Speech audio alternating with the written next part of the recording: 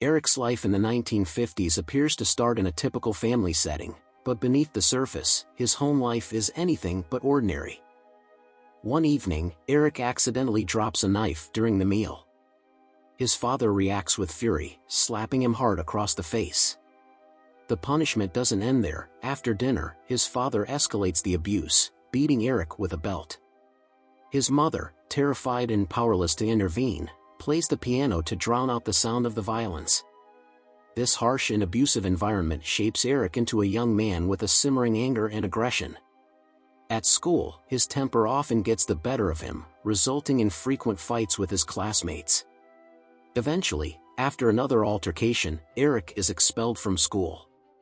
When he returns home, he finds his mother speaking softly with a lawyer.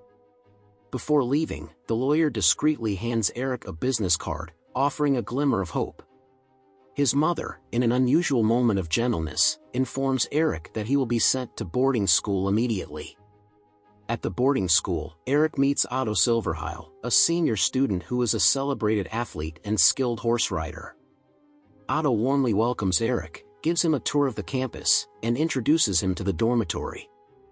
He assures Erik that he is available to help whenever needed. Erik's roommate, Pierre, is a studious and jazz-loving young man who has a passion for learning.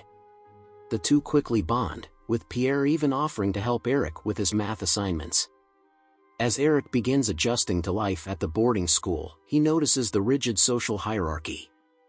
Younger students are forbidden from sitting with seniors in the cafeteria, and wealthier students avoid mingling with those from poorer backgrounds. One day during lunch, a student rudely questions Erik about his father's political beliefs. Erik's sharp response catches Otto's attention. As the chairman of the student council, Otto orders the student to be punished. His enforcer, Darla, strikes the boy on the head with the handle of a knife, further showcasing the harsh discipline enforced at the school. The teachers prove to be no better. In one history lesson, the instructor mocks students, using them as examples to illustrate discriminatory views on national superiority. Erik is ridiculed as a typical Germanic type, while Pierre is humiliated for his southern appearance. Frustrated, Erik vents during lunch, but Otto overhears and assigns him a degrading punishment, standing in the corner designated for underachievers. When Erik refuses, the situation escalates, leading to harsher disciplinary actions. Despite the oppressive environment, Erik tries to focus on positive pursuits like studying, building his friendship with Pierre, and excelling in sports. His efforts are rewarded when he earns a spot on the swimming team and breaks a local record. However, Pierre warns him not to stand out too much, as it might attract the attention of the student council. True to Pierre's warning, Otto's associate demands that Erik polish their gang shoes. Erik refuses, walking away, which alarms Pierre, who fears the repercussions of defying the seniors. Tensions reach a boiling point when Darla purposefully bumps into Erik during lunch and demands an apology. Erik refuses, and in retaliation, he burns a summons to the ring, a notorious area where senior students physically punish juniors. Pierre explains the brutal tradition: students are expected to endure as many hits as possible without pleading for mercy. Fighting back is allowed but rare, and refusing to show up earns one the dreaded label of rat, a fate worse than the punishment itself. Erik decides not to attend, but Otto's gang retaliates by storming into Erik and Pierre's room, terrorizing them under the guise of an inspection.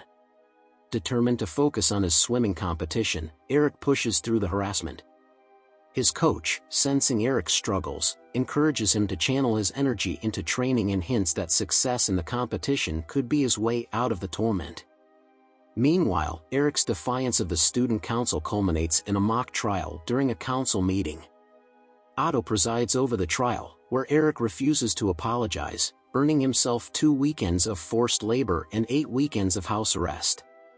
On his first weekend, Darla assigns Erik the degrading task of digging a ditch in the pouring rain, only to refill it immediately afterward.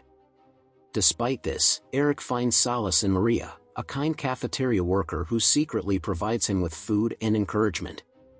Later, Maria invites Erik to a secluded spot where they share a tender moment, kissing for the first time.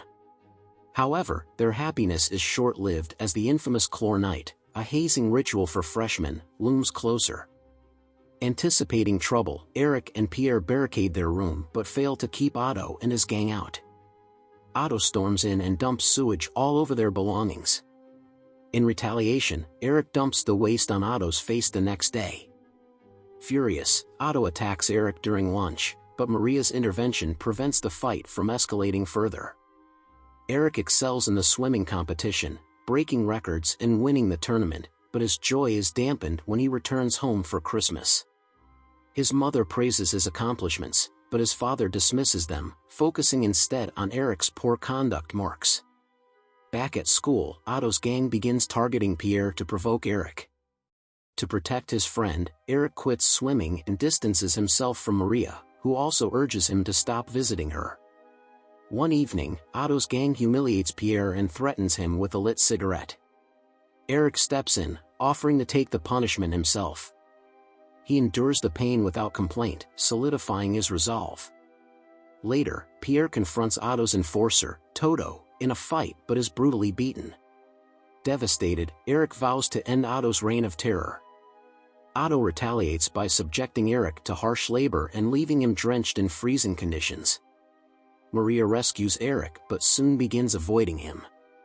Pierre, unable to endure the bullying, leaves the school, leaving Erik feeling utterly isolated. Erik finally confronts Otto's lackeys, defeating them in a physical fight and warning them of consequences. Seeking Maria, he learns that she was fired. A letter she wrote, declaring her love and confirming she is not pregnant, is intercepted and made public, humiliating Erik. He is expelled from the school, but before leaving, he confronts Otto in the woods. In a final act of defiance, Erik forces Otto to his knees, leaving him in tears.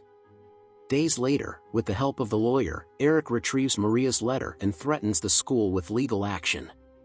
Months later, Erik graduates with honors and finally stands up to his abusive father, asserting his independence. He visits Pierre, who is now preparing to study in Geneva, and begins working at a law firm. Inspired by his experiences, Erik dreams of becoming a lawyer to fight injustice. As Erik and Pierre part ways, they look forward to a hopeful future.